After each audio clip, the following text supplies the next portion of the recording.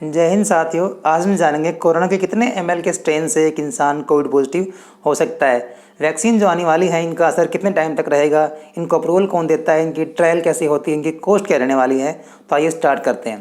पहले हम बात कर लेते हैं कि कोरोना जो वर्ड है कोविड-19 ये क्या है। जो कोविड-19 वर्ड है ये एक शॉर्ट फॉर्म है, एब्रिविएशन है, एक्रोनिम है फॉर कोरोना वायरस डिजीज़ 2019।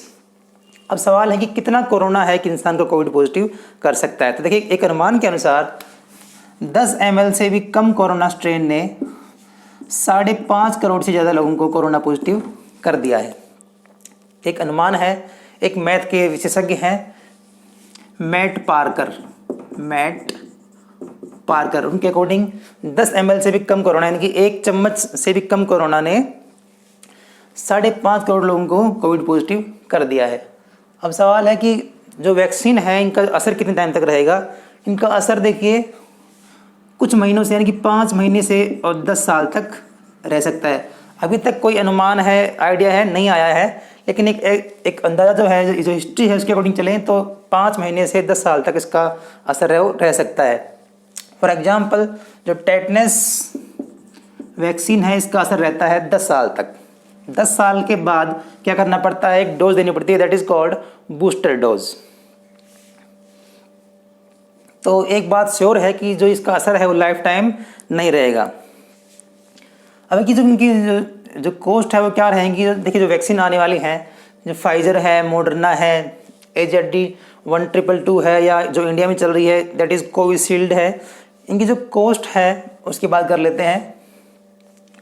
तो इनमें सबसे जो कॉस्ट इफेक्टिव जो वैक्सीन रहेगी वो इंडिया के लिए रहेगी AZ122।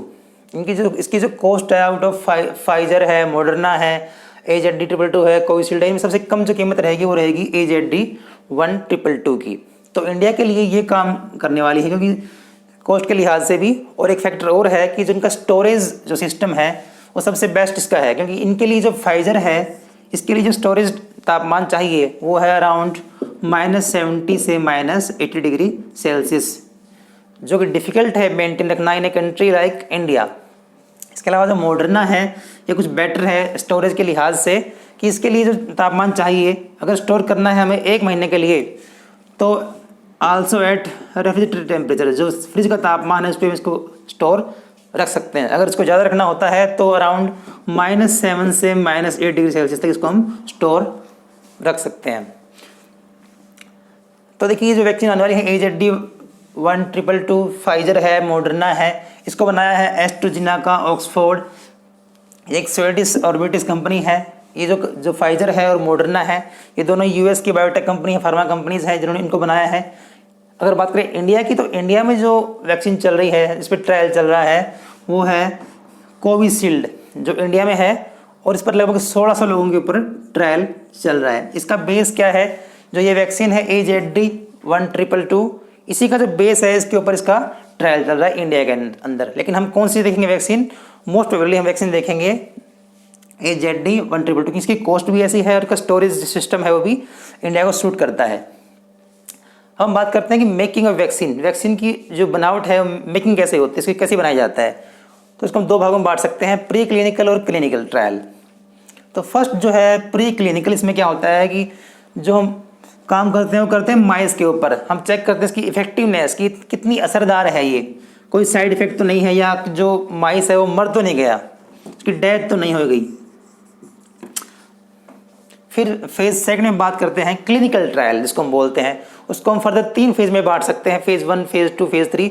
फेज फर्स्ट में क्या है कि 100 से कम लोग पार्टिसिपेट करते हैं, फेज सेकंड में 100 से 1000 तक पार्टिसिपेट करते हैं, और फेज थर्ड में 1000 यानी बहुत सारे लोग पार्टिसिपेट करते हैं। तो फेज फर्स्ट में क्या होता है कि हम एक चेक करते हैं कि जो ये वैक्सीन बना रहे हैं इसका ऑप्टिमम लेवल क्या है, आइडियल लेवल क्या है जो देना चाहिए।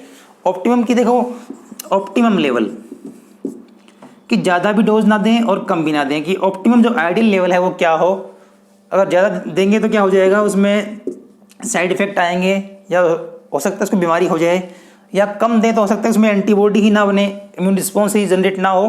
तो हम एक चेक करते हैं कि ऑप्टिमम लेवल इसका क्या रहेगा, कोई साइड इफ़ेक्ट तो नहीं है। फेज़ 2 में क्या करते हैं, हम देखते हैं कि जो वैक्सीन हमने दी थी उसका रिस्पॉन्स कैसा आ रहा है। फेज़ 3 में जिसमें हज़ारों लोग भाग लेते हैं, उसके अंदर देखते हैं कि जो वैक्सीन उन्होंने दे दी थी, देने के बाद में बीमारी तो नहीं हुई है, और साथ में हम कंपेयर करते हैं कैंडिडेट्स को जिनको बोलते हैं प्लेकेबो कैंडिडेट्स। अब ये क्या है word placebo? It means fake candidates. देखिए ऐसे लोग हैं जिनको हम देते हैं फेक डोजेज। उनको लगता है, उनको माइंड को लगता है कि हमें डोज दे रहे हैं वैक्सीन की, तो उनके अंदर एक पॉजिटिविटी आती है, एक गुड फील होता है कि हम वैक्सीन ले रहे हैं, तो उनके सिम्टम है वो कम होते हैं, लाइक हार्ट बीट है वो कम बढ़ती है। तो हम कंपेयर करते हैं जो फेक डोजेस देने वाले कैंडिडेट्स को और जो रियल में जिनको वैक्सीन दी है उनको कंपेयर करते हैं, उनमें क्या कुछ अंतर आया है।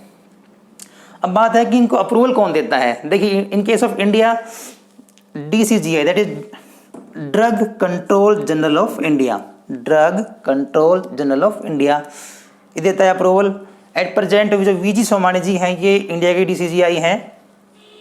अब ये क्या है, देखो कई बार कंफ्यूजन होता है। एक तो ये दिया होता है कि central drug standard control organisation, इसी के अंडर एक डिपार्टमेंट है दैट इज DCGI, तो इसमें कंफ्यूजन नहीं होना है।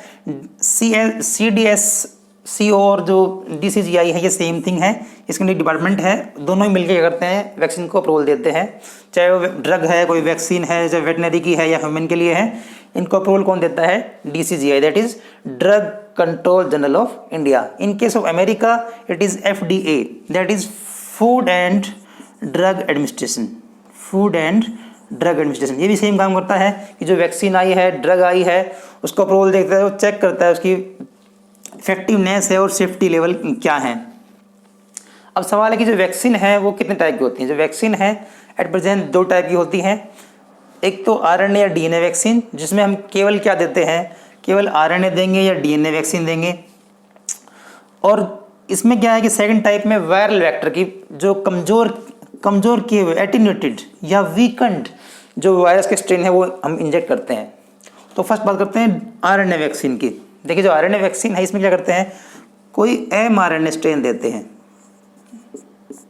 वायरस से क्या करते हैं, कोई स्ट्रेन ले लिया RNA का, उस RNA को हमने डाल दिया बॉडी के अंदर, तो उसने क्या करता है, जो RNA है वो क्या करता है, इट मेक्स प्रोटीन्स जो किस ओरिजिन के होते हैं, ऑफ वायरल ओरिजिन, वो वायरस से बनते हैं। तो बॉडी क्या करती है, इनको पहचान लेती है as non self foreign particle, कि कोई फॉरेन पार्टिकल आ गया, कोई गैर आ गया, तो क्या करती है, एंटीबॉडी बना लेती है इस RNA के अगेंस्ट। तो बॉडी में क्या बन जाते हैं, एंटीबॉडीज़, और बॉडी जो नेक्स्ट टाइम जो वायरस कोई आता है रियल में तो उस पर कोई असर नहीं हो पाता है। तो इस केस में बॉडी इम्यून हो जाती है, बॉडी बच जाती है।